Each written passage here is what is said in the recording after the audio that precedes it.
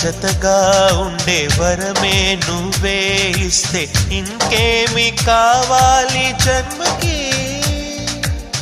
మచ్చలేని చంద్రుడిని మాట రాక చూస్తున్నా, వరస కాని బంధుని చొరవ చేసి అంటున్నా, ఇంకెప్పుడు ఒంటరినని అనరాదని, నీకు సొంతం అంటే నేనేనని.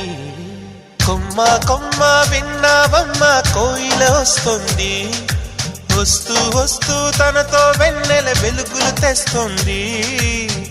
ఏవమ్మ మరుమల్లి తోరణాలు కడతావా, చిలకమ్మ ఎదురేగి స్వాగతాలు చెబుతావా.